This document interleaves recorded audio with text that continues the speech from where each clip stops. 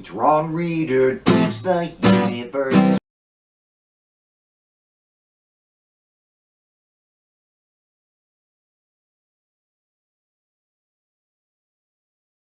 I'm Ron Reader, and this is Ron Reader Digs the Universe. And tonight, NOLA and the End of Terrorism.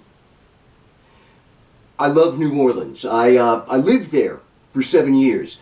I lived in Metairie, actually, an adjacent suburb. Nobody outside the region makes the distinction, but it's a big deal to everybody there. Metairie and NOLA are culturally related and deeply intertwined, but not the same. It's kind of like Romulans and Vulcans from Star Trek. So I lived on the planet Vulcan for several years, or Romulus, whatever, and came to deeply admire the history, the jazz, the expressions of French Creole culture, the art, the food, and the les bon ton roulé people of New Orleans. I got to see them rebuild after Katrina. I got to see them take that spirit and unity and use it to drive the Saints to their one and only Super Bowl win.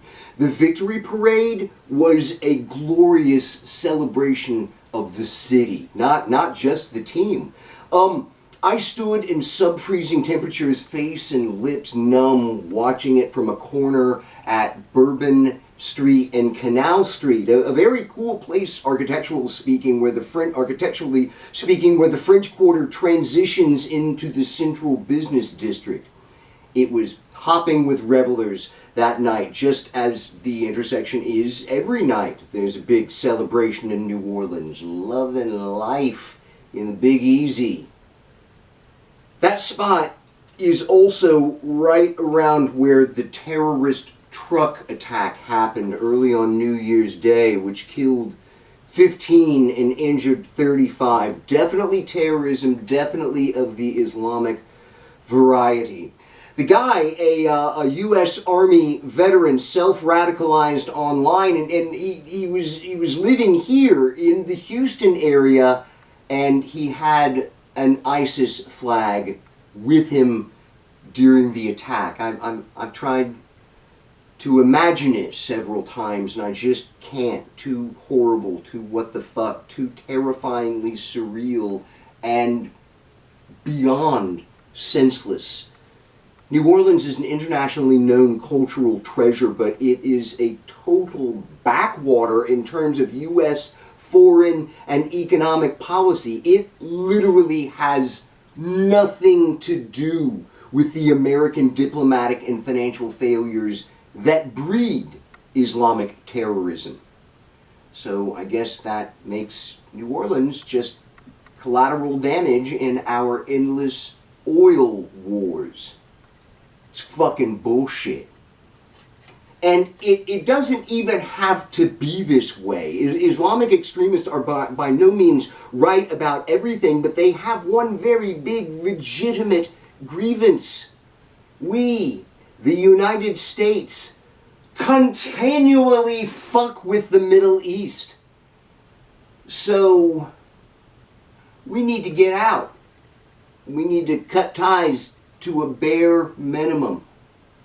We do that by destroying the strategic importance of oil, and we do that by going all Manhattan Project on renewables. It's totally within reach at this point, and then we share the technology and fund its development. If we can get renewables on a massive scale to undercut the price of fossil fuels, it's over for the oil economy, and so that means it's over for the Middle East as a region of vast strategic importance.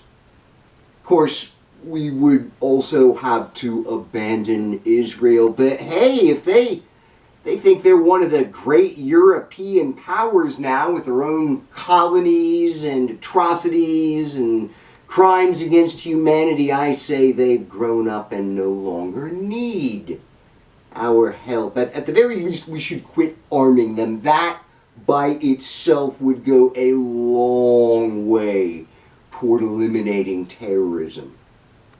But oh, wait, I'm totally touching some entrenched third rails here in the American political establishment.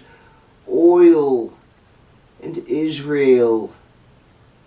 So that means none of what needs to happen is going to happen. Back on 9/11, we decided that we're just going to do our bloody, oppressive violence as usual and fooled ourselves into thinking that creating terrorists somehow amounts to a war on terrorists. We've been doing this stupid, aggressive shit for decades. Nobody is willing to put his dick back inside of his pants and walk away from the pissing match.